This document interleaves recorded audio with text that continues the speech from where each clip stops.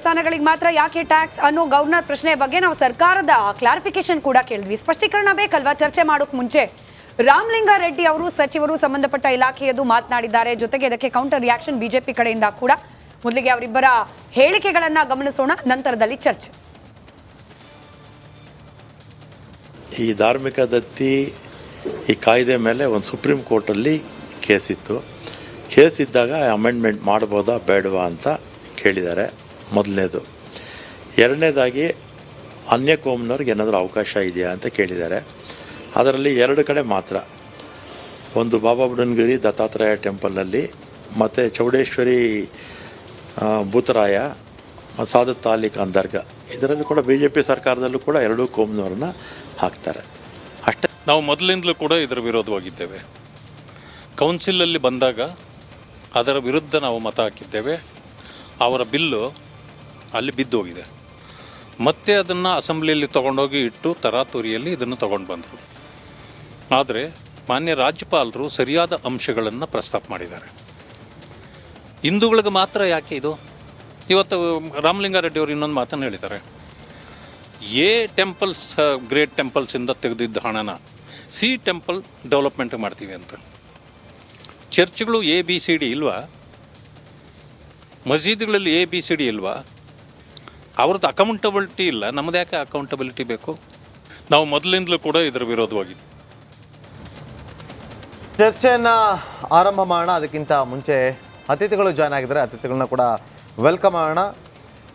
BJP ವಕ್ತಾರರಾಗಿರುವಂಥ Ashok Gowda ಅವರು, ಹಿಂದೂ ಮುಖಂಡರಾಗಿರುವಂಥ ಮೋಹನ್ ಗೌಡ ಅವರು, Muslim ಮುಖಂಡರಾಗಿರುವಂಥ Sadiq Pasha ಅವರು, ವಿಶ್ಲೇಷಕರಾಗಿರುವಂಥ ಶಶಿಕಾಂತ್ ಎಡಹಳ್ಳಿ ಅವರು, ಜೊತೆಗೆ ನಮ್ಮೊಂದಿಗೆ ವಜ್ರದಹಿ ಮಠದ ಸ್ವಾಮೀಜಿಗಳಾಗಿರುವಂಥ ರಾಜಶೇಖರಾನಂದ ಸ್ವಾಮೀಜಿಗಳು ಜಾಯ್ನ್ ಆಗಿದ್ದಾರೆ. ಮೊದಲಿಗೆ ರಾಜಶೇಖರಾನಂದ ಸ್ವಾಮೀಜಿಗಳನ್ನ ಪ್ರತಿಕ್ರಿಯೆ ತಗೊಳ್ತೀನಿ. ರಾಜ್ಯಪಾಲರು ಇವತ್ತು ರಿಜೆಕ್ಟ್ ಮಾಡಿ ಕಳಿಸಿದ್ದಾರೆ ಒಂದಷ್ಟು ಕಾನೂನಾತ್ಮಕವಾದಂಥ ಪಾಯಿಂಟ್ಗಳನ್ನು ಮಾಡೋ ಮೂಲಕ. ನಿಮ್ಮ ಮೊದಲ ಪ್ರತಿಕ್ರಿಯೆ? ಪ್ರಸ್ತುತ ಸರ್ಕಾರ ಈ ಕಾನೂನನ್ನ ಮೊದಲಾಗಿ ಅಧ್ಯಯನ ಮಾಡಿ ಆ ಮೂಲಕವಾಗಿ ಅದಕ್ಕೆ ಹೇಗೆ ತಿದ್ದುಪಡಿ ತರಬೇಕನ್ನೋ ಯೋಚನೆ ಮಾಡದೇನೆ ಇಂಗುತಿಂದ ಮಂಗನಂತಾಗಿದೆ ಸರ್ಕಾರ. 97ರ ಕಾಯ್ದೆ 97ರ ಕಾಯ್ದೆಗೆ 2011 ಮತ್ತೆ 2019ರಲ್ಲಿ ತಿದ್ದುಪಡಿಯನ್ನ ತಂದಂತ ಆಗಿನ ಸರ್ಕಾರ ಆ ತಿದ್ದುಪಡಿ ತಂದಾಗ ಅದಕ್ಕೆ ಧಾರವಾಡದ ಹೈಕೋರ್ಟ್ ಸ್ಟೇ ಅನ್ನು ಕೊಟ್ಟಿದೆ. ಅದು ಇದಾಗಿಲ್ಲ, ಅಂದ್ರೆ ಇಂಪ್ಲಿಮೆಂಟ್ ಆಗಿಲ್ಲ. ಸರ್ಕಾರ ಸುಪ್ರೀಂ ಕೋರ್ಟ್ ಹೋಗಿದೆ, ಸುಪ್ರೀಂ ಕೋರ್ಟ್ ಅಲ್ಲಿ ವಿಚಾರಣೆ ಹಂತದಲ್ಲಿದೆ. ಈ ಸನ್ನಿವೇಶದಲ್ಲಿ ಇವರು ಯಾವ ಹಂತದಲ್ಲಿ ತಿದ್ದುಪಡಿ ತರಲಿಕ್ಕೆ ಹೊರಟಿದ್ದಾರೆ ಎನ್ನುವುದೇ ನಮ್ಗೆ ದೊಡ್ಡ ಕುತೂಹಲ. ಈಗ ಉದ್ದೇಶಗಳ ಬಗ್ಗೆ ಸಂದೇಹ ಇದೆಯೋ? ಈ ರೀತಿ ತಿದ್ದುಪಡಿ ತರುವ ಉದ್ದೇಶದ ಹಿಂದೆ ಸಂದೇಹ ಇದೆಯೋ? ಅಂದ್ರೆ ಸಂದೇಹವಿದ್ದದ್ದರಿಂದಲೇ ಕೋರ್ಟಿಗೆ ಹೋಗಿರೋದು. ಆ ಸಂದೇಹದ ಪ್ರಶ್ನೆಯನ್ನೇ ಎತ್ತಿ ಹಿಡಿದಿರೋದಲ್ಲಿ ಅಂದ್ರೆ ಅಲ್ಲೇ ಸರ್ಕಾರ ಪೇಚಿಗೊಳಗಾಗಿದೆ ಆವಾಗಿನ ಸನ್ನಿವೇಶದಲ್ಲಿ. ಹಾಗಾಗಿ ಅವರು ಅದನ್ನು ಗೋಚರಿಸಿಕೊಳ್ಳದೆ ಇದನ್ನ ಬೇರೆಯವರಿಗೆ ನಾವು ಕೊಡ್ತೇವೆ ಅನ್ನುವಂತ ತರಾತುರಿಯ ನಿರ್ಧಾರ ಯಾಕೆ? ಅದನ್ನು ಇವರು ವಕ್ಬಲ್ಲಿ ಮಾಡ್ತಾರಾ ಅಥವಾ ಇತರ ಧಾರ್ಮಿಕ ಸಂಸ್ಥೆಗಳ ಮೇಲೆ ಹಕ್ಕೊತ್ತಾಯವನ್ನ ಮಾಡ್ತಾರೆ ಎನ್ನುವುದನ್ನು ಕೇಳಿದ್ರಲ್ಲಿ ಯಾವುದೇ ತಪ್ಪಿಲ್ಲ ಅಂತ ಅನ್ನಿಸ್ತದೆ. ಈಗ ಪಾಷಾ ಅವರೇ, ನಾನು ಬೇರೆಯವರ ರಿಯಾಕ್ಷನ್ ತೆಗೆದುಕೊಳ್ಳೋಕೆ ಮುಂಚೆ ಒಂದು ಸ್ಟ್ರೇಟ್ ಪ್ರಶ್ನೆ ಕೇಳಿದ್ದಾರೆ. ಈಗ ದೇವಸ್ಥಾನದ ಹುಂಡಿ ಅಥವಾ ಆದಾಯದ ಕಾಸಿಗೆ ನೀವು ಕಮಿಷನ್ ಹಾಕ್ತೀರಿ, ಅಂದ್ರೆ ಟ್ಯಾಕ್ಸ್ ಹಾಕ್ತೀರಿ ಅನ್ನೋದೇ ಆದ್ರೆ, ಬೇರೆ ಧರ್ಮಗಳ ಧಾರ್ಮಿಕ ಕೇಂದ್ರಗಳು ಇದೆ, ಸಂಸ್ಥೆಗಳಿದೆ, ಮಂದಿರಗಳಿದೆ, ಅವ್ರ ಬಗ್ಗೆ, ಆ ಸಂಸ್ಥೆಗಳ ಬಗ್ಗೆ ನಿಮ್ದೇನು ಒಪಿನಿಯನ್ ಅಂತ ಹೇಳಿ? ಅಲ್ಲಿ ಮುಸಲ್ಮಾನದ್ರು ಬರುತ್ತೆ, ಚರ್ಚ್ಗಳು ಬರುತ್ತೆ, ಎಲ್ಲವೂ ಬರುತ್ತೆ. ಅಂದ್ರೆ ಹಿಂದೂಗಳ ದೇವಸ್ಥಾನಕ್ಕೆ ಮಾತ್ರ ಒಂದ್ ರೀತಿಯಲ್ಲಿ, ಬೇರೆ ಧರ್ಮಕ್ಕೆ ಬೇರೆ ರೀತಿಯಲ್ಲಿ ಅನ್ನೋ ಥರದಲ್ಲಿ ಇದೆಯಾ ಅನ್ನೋ ಪ್ರಶ್ನೆ ಗವರ್ನರ್ದು. ನಿಮ್ಗೆ ಅನ್ನಿಸ್ತಿಲ್ವಾ ಅದು? ಮೇಡಮ್, ಈಗ ನೋಡಿ, ನಮ್ಮ ಇದರಲ್ಲಿ ವಕ್ಫ್ ಬೋರ್ಡ್ನಲ್ಲಿ 46,000 ಪ್ರಾಪರ್ಟಿ ಇದೆ, ಸಿಕ್ಕಾಪಟ್ಟೆ ಇನ್ಕಮ್ಸ್ ಇದೆ. ನಾವು 7% ಬಂದು ನಾವು ವಕ್ಫ್ ಬೋರ್ಡ್ ಕೊಡ್ತೀವಿ, ಗೌರ್ಮೆಂಟ್ಗೆ ಹೋಗುತ್ತೆ. ಅದು ನಮಗೆ ಲಾಗು ಇದೆ. ಇನ್ನೊಂದ್ಸತಿ ಜೋರಾಗಿ ಹೇಳ್ಬಿಡಿ ಸರ್, ಎಷ್ಟು? 7%. 7% ವಕ್ಫ್ ಬೋರ್ಡ್ಗೆ ಇದು ಹೋಗುತ್ತೆ.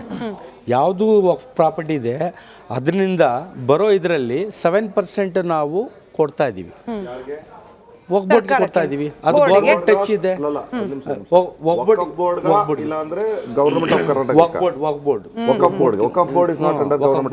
ಕೊಡ್ತಾ ಇದೀವಿ, ಅದು ನಮ್ಮ ಮೇಲೆ ಇದೆ. ಅಂದ್ರೆ ಮಸೀದಿಗಳು, ಕೆಲವು ಮಸೀದಿಗಳು ವಕ್ಫ್ ಬೋರ್ಡಿಂದ ಟಚ್ ಇದೆ, ಪ್ರೈವೇಟೂ ಇದೆ. ಪ್ರೈವೇಟ್ ಇರೋದು ಅದು ವಕ್ಫ್ ಬೋರ್ಡ್ ಲೆಕ್ಕನಲ್ಲಿ ಬರಲ್ಲ, ದೇವಸ್ಥಾನಗಳ ವಿಚಾರದಲ್ಲೂ ಹಂಗೆ ಇದೆ, ಹಂಗೆ ಇರೋದು. ಮುಜರಾಯಿ ಮಸೀದಿ ಇಲಾಖೆ ಆಗಲಿ ಅಡಿಯಲ್ಲಿ ಬೇರೆ ಕೆಲವೊಂದಿಲ್ಲ. ಸ್ಕೂಲ್ಗಳೇ ಆಗಲಿ ಕಾಲೇಜ್ಗಳು ಆಗಲಿ ಇದಾಗಲಿ ಸಪ್ರೇಟ್ ಇದೆ, ಮುಸಲ್ಮಾನರು ಸಪ್ರೇಟು ಇದೆ, ಹೋಗ್ಬಿಟ್ಟು ಟಚ್ನೂ ಇದೆ. ಅಂದರೆ ನಮಗೆ ಏನು ಇದು ಕೊಟ್ಟಿದ್ದಾರೆ ನಾವು ಮಾಡ್ತಾ ಇದ್ದೀವಿ. ಈಗ ಏನಂದರೆ ಈಗ ದೇವಸ್ಥಾನ ಮೇಲೆ ಅವರು ಏನು ಹೇಳಿದ್ದಾರೆ, ದೊಡ್ಡ ಎಲ್ಲಿ ಜಾಸ್ತಿ ಪ್ರಾಫಿಟ್ ಇದೆ ಅಲ್ಲಿಂದ ಇಷ್ಟು ಟ್ಯಾಕ್ಸು, ಮತ್ತು ಅದು ಖರ್ಚು ಯಾರ ಮೇಲೆ ಮಾಡೋದು? ಬೇರೆ ದೇವಸ್ಥಾನ, ಚಿಕ್ಕ ದೇವಸ್ಥಾನಗಳಿದೆ, ಅದು ಇದ್ರಿದ್ದೆ, ಅದ್ರ ಮೇಲೆ ಅವ್ರ ಮೇಲೇ ಖರ್ಚು ಮಾಡೋದು ಅಂತ ಇವರು ಇದು ತರ್ತಾ ಇದ್ದಾರೆ. ಅದಕ್ಕೆ ನಮಗೆ ಏನಿದಿಲ್ಲ.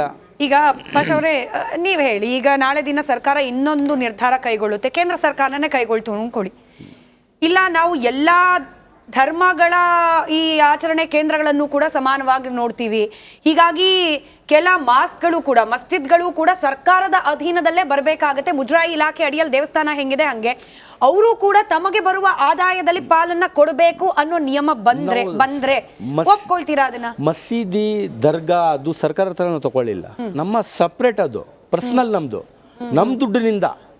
ಅಂದರೆ ನಂದು ಪ್ರಾಪರ್ಟಿಗಳು ಇರುತ್ತೆ, ನಾನು ವಯಸ್ಸಾಯಿತು ತುಂಬ ಜಾಸ್ತಿ ಇದೆ, ನಾವು ದಾನ ಮಾಡಬೇಕಂದ್ರೆ ನಾವು ಒಬ್ಬೊಟ್ಟು ಕೊಟ್ಬಿಡ್ತೀವಿ. ನಾವು ಅದೇ ಪ್ರಾಪರ್ಟಿ ಇದು ಬರೋದು. ಪರ್ಸನಲ್ ಏನೋ ಗೌರ್ಮೆಂಟ್ನಿಂದ ನೀವು ಕೊಡಿ ನಮಗೆ, ನಾವು ಮಸೀದಿ ಕಟ್ಟಬೇಕು, ನೀವು ಕೊಡಿ ನಾವು ಇದು ಕಟ್ಟಬೇಕು ಅಂತ ಆ ಥರ ಏನಿಲ್ಲ. ಇನ್ನು 3 ಜನ ಮಾತನಾಡೋಕಿದ್ದಾರೆ, ಬಟ್ ಒಂದು ಕ್ವಿಕ್ ರಿಯಾಕ್ಷನ್ ಶ್ರೀಗಳೀಗ ವಕ್ಫ್ ಬೋರ್ಡ್ನ ಅಡಿಯಲ್ಲಿರೋ ಪ್ರಾಪರ್ಟಿಗಳು ಯಾರೋ ವೈಯಕ್ತಿಕವಾಗಿ ಕೊಟ್ಟಂತಹ ಪ್ರಾಪರ್ಟಿಗಳೇ ಹೆಚ್ಚಿದೆ, ಸರ್ಕಾರದಿಂದ ಏನು ಸಿಕ್ಕಿರೋದಲ್ಲ. ಇದನ್ನ ಪಾಷ ಅವ್ರು ಹೇಳ್ತಿದ್ದಾರೆ, ಕರೆಕ್ಟಾ ಸರ್? ದೇವಸ್ಥಾನಗಳ ಭೂಮಿ, ದೇವಸ್ಥಾನದ ಜಾಗ ಸರ್ಕಾರ ದಾನವಾಗಿ ಕೊಟ್ಟು ದೇವಸ್ಥಾನಗಳ ನಿರ್ಮಾಣವಾಗಿದ್ದ ಹೇಗೆ ಅಂತ ಹೇಳಿ ಅದ್ರ ಬಗ್ಗೆ ಒಂಚೂರು ತಿಳುವಳಿಕೆ. ನೈಜವಾಗಿ ದೇವಸ್ಥಾನಗಳ ಜಾಗ ಏನಿದೆ, ಆ ಜಾಗಗಳೆಲ್ಲ ಖಾಸಗಿ ಹಕ್ಕಿನ ಆಧಾರದ ಮೇಲಿದ್ದ ಭೂಮಿಗಳು, ಅದನ್ನ ಸರ್ಕಾರ ವಶಪಡಿಸಿಕೊಂಡಿರುವಂತದ್ದು. ಅಲ್ಲಿ ತಕರಾರು ಏನ್ ಬಂತು, ಆಡಳಿತ ಮುಕ್ತೇಸರರಿಗೂ ಬ್ರಾಹ್ಮಣರು ಅಂದ್ರೆ ಅರ್ಚಕ ವರ್ಗಕ್ಕೂ ತಕರಾರು ಬಂದಾಗ ಸರ್ಕಾರ ಪ್ರವೇಶ ಮಾಡಿತ್ತು.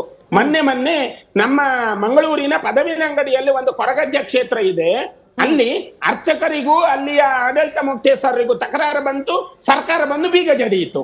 ಅಂತಂದ್ರೆ ಖಾಸಗಿ ಹಕ್ಕಿನ ಆಧಾರದ ಮೇಲೆ ಇದ್ರೂ ಕೂಡ ಅಲ್ಲಿ ಆದಾಯ ಬರ್ತದೆ ಅಂತಂದಾಗ ಸರ್ಕಾರ ಪ್ರವೇಶ ಆಗತ್ತೆ. ಈಗ ಅದನ್ನೇ ಸಾದಿಕ್ ಪಾಷ ಅವರಿಗೆ ಅದೇ ಪ್ರಶ್ನೆಯನ್ನ ಮುಂದಿಟ್ರೆ, ನಿಮ್ಮಲ್ಲೂ ಆದಾಯ ಬರುವಂತಹ ಎಷ್ಟೋ ಮಸೀದಿ, ಎಷ್ಟೋ ದರ್ಗಾಗಳು ದೊಡ್ಡ ನಮ್ಮಲ್ಲಿ ಉಳ್ಳಾಲದಂತಹ ಬಹಳ ಪ್ರಸಿದ್ಧಿಯ ದರ್ಗಾಗಳು ನಾವು ನಮ್ಮ ದುಡ್ಡಿಂದ ನಾವು ಕಟ್ಟಿರೋದು ಮಸೀದಿ, ಅಲ್ಲ, ಅದು ಆದಾಯ ಬಂದ್ರೆ ನಾವು ಬಡವ್ರ ಮೇಲೆ ಖರ್ಚು ಮಾಡ್ತೀವಿ. ಅದಕ್ಕೆ ಗೌರ್ಮೆಂಟ್ಗೆ ಕನೆಕ್ಷನ್ ಇಲ್ಲ. ಒಬ್ಬೊಟ್ನಲ್ಲಿ ಯಾವ್ದಿದೆ 7% ನಾವು ಒಬ್ಬೊಟ್ನಲ್ಲಿ ಯಾವ್ದು ಇದ್ರ ಮೇಲೆ ಲಾಭ ಬರುತ್ತೆ 7% ನಾವು ಕೊಟ್ಬಿಡ್ತೀವಿ. ಅದು ನಮ್ಮ ಮೇಲೆ ಯೂಸ್ ಮಾಡೋದು ಗೌರ್ಮೆಂಟ್, ಅದೇ ನಮ್ಮ ದುಡ್ಡಿನೇ ನಮ್ಮ ಮೇಲೆ ಯೂಸ್ ಮಾಡೋದು ಅಲ್ಲ. ಇನ್ನೊಂದು ಏನಂದ್ರೆ ಸಾದಿಕ್ ಪಾಷ ಅವರೇ, ಯಾವ ತರ ಬಳಕೆ ಆಗುತ್ತೆ ಅದನ್ನು ಸ್ವಲ್ಪ ಹೇಳ್ಬಿಡಿ. ಹೋಗ್ಬೋದು ನಮ್ಮ ಜನರಿಗೆ ಅದನ್ನ ಬಳಕೆ ಮಾಡ್ತೀವಿ ಅಂತ ಹೇಳಿದ್ರಲ್ಲ 7% ಇದೆ. ಅದರಲ್ಲಿ ನೋಡಿ ಸ್ಕಾಲರ್ಶಿಪ್ ಇದೆ, ಬೇರೆ ಮದುವೆಗಳಿಗೆ ಅದಕ್ಕೆ ಎಲ್ಲ ಇದೆ.